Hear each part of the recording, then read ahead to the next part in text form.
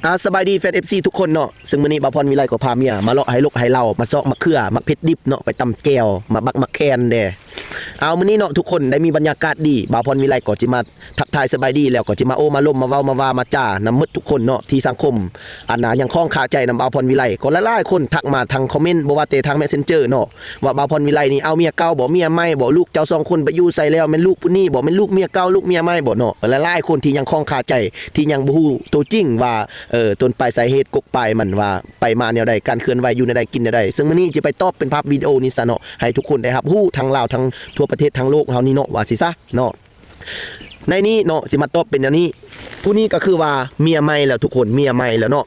เมียเก่านี่ปะกันได้2ปีแล้วปะกันได้2ปีแล้วแต่ว่าลูกนี่มีสิทธิ์อยู่นำกันอยู่นำพ่อก็ได้อยู่นำแม่ก็ได้เนาะแต่ว่าในปัจจุบันนี้แม่นฝากอยู่นำแม่เพิ่นอยู่เวียงเข้าโรงเรียนอยู่พุ่นทั้ง2คนแล้วส่วนเฮากับเมียใหม่แม่นออกมาหาเงินเนาะแต่ว่าเฮาก็เบิ่งแย่งลูกเฮาบ่ปะเฮาบ่ทิ่มลูกก็ลูกเฮาก็เป็นพ่อของลูกแม่ก็เป็นแม่ของลูกเฮาบ่ทิ่มบ่ปะมาอยู่นำเฮาก็ได้ไปอยู่นำเขาก็ได้แล้วแต่สิทธิ์ของลูกตามเขาใหญ่มาเนาะเขาที่อยู่นำไผก็อยู่เฮาบ่ห้ามเฮาบ่ห่วงลูกก็ลูกเฮาแท้เนาะเมียเก่าหามันปะแล้วเนาะพี่น้องเนาะปะได้2ปีแล้วก็หลายๆคนที่ว่ายังบ่ฮู้ต้นปลายสาเหตุเป็นหยังคือว่าปะบางคนก็คอมเมนต์มาว่าเห็นตัวเองดังมีชื่อมีเสียงแล้วทีมครอบทีมครัวไปหน้าแล้วลืมหลังมันบ่แม่นแนวนั้นทุกคนเนาะคนทางนอกตัดสินครอบครัวเฮาบ่ได้เนาะฉะนั้นแล้วมีแต่คนอยู่ในครอบครัวเฮาตัดสินครอบครัวเฮาได้เองบ่แม่นว่าเฮาบ่ดีบ่แม่นว่าเมียบ่ดีต่างคนต่างฝ่ายที่ว่าอยู่นำกันบ่ได้นิสัยบ่เข้ากันอยู่กินบ่คือกันเนาะก็อดมาก็ได้หลายปีบ่ว่าแต่เจ้าอดคอยอดเจ้าฉะนั้นแล้วอันนี้แหละเขาว่าบุญวาสนาปารมีคาดมาสิบ่แม่นเนื้อคู่เฮาจะอยู่นำกันฮอด10ปี20ปีกี่ร้อยปีพันปีปานใดก็หนีออกจากกันไปได้เห็นบ่ทุกมือนี่เป็นหยังพ่อห่างก็หลายแม่ห่างก็หลายเป็นหยังเขาจังปะเป็นหยังเขาจังห่างบ่แม่นเป็นแต่เขาบ่แม่นเป็นแต่เฮาเนาะอยู่นำกันบ่ได้แล้วฉะนั้นตัดสินใจออกจากกันบ่แม่นสิมาฟื้นอยู่นำกันพิษเที่ยงกันทุกมือเฮ็ดให้นั่นบ้านนั่นเมืองไปทับไปตีกันเฮ็ดให้สังคมได้เนื่องได้นั่นลงเฟซลงท้ายเลือ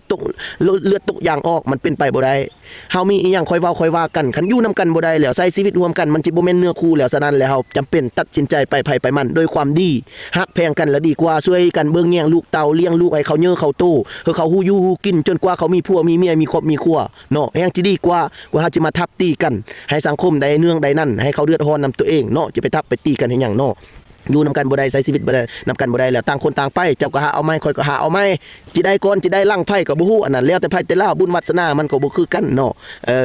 เน้อทุกคนเนาะสำหรับคลิปนี้ก็จะมาตอบเป็นแนวนี้เนาะหลายๆคนก็บ่เข้าใจว่าเป็นแนวนั้นเป็นแนวนี้เนาะ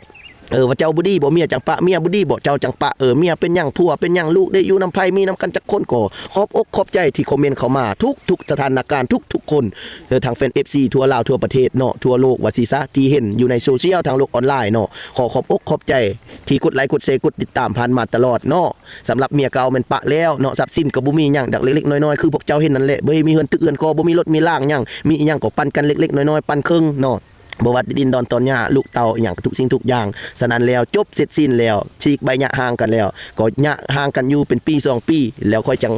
งบุญวาสนาฮอดผู้นี้ก็เลยว่าได้เมื่อคอเมื่อแตงเมื่อเอาเนาะเฮาก็บ่ได้ลุบ่ได้ซอกได้เท้าเอาดอกเนาะแต่ว่าบุญวาสนามาฮอดเฮาคาดสิแม่นเนื้อคู่แล้วเนาะก็เลยว่าได้เอาเนาะพี่น้องเนาะเอาแล้วก็สิพร้อมสร้างพร้อมซ่าพร้อมเฮ็ดคิดตลกเฮฮาให้สังคมได้ยิยมให้สังคมได้ยองได้เซ็งเนาะให้ได้หัวได้ยิ้มได้เป็นตลกเฮฮาเนาะพี่น้องเนาะค่อยก็บ่ฮู้ว่าค่อยสิเป็นได้เนาะก็สู้สนไปแนวนี้แหละก็เดี๋ยวนี้ก็บ่ค่อยจะมีหยังก็ยังทุกข์ยังยากอยู่นำคนเก่าก็สำนั้นอยู่นำคนใหม่ก็สำนี้แต่ว่าก็สิสู้สนไปลองเบิ่งตามความสามารถเนาะเฮ็ดโดยสุจริตโดยตนเองเนาะพี่น้องเนาะซึ่งครอบครัวเก่ามันเป็นอย่างนั้นเนาะพี่น้องเนาะซึ่งลูกมันฝากไว้นำเมียเก่าพุ่นเข้าโรงเรียนถ้าว่าพักโรงเรียนแล้วยังมาอยู่นำเฮาก็มาบ่เป็นหยังเนาะเด้อทุกคนเด้อเนาะสำหรับคลิปนี้ก็จะฝากเพียงสำนี้ถ้าผู้ใดยังบ่เข้าอกเข้าใจบ่ได้ให้คอมเมนต์มาหาตื้มเนาะแล้วผู้ใดเป็นตังส่งขึ้นเนาะเจ็บหัววินหัวปวดหักหลักลื่นก้มกะเมาลุกกะเมาเนาะเฮ็ดหยังก็บ่ได้ไปหยังก็เมื่อยอิดเมื่อยวินหัวเนาะแม่นเอายาตังส่งนำค่อยไปกินจะเฮ็ดให้ดีเนาะพี่น้องเนาะ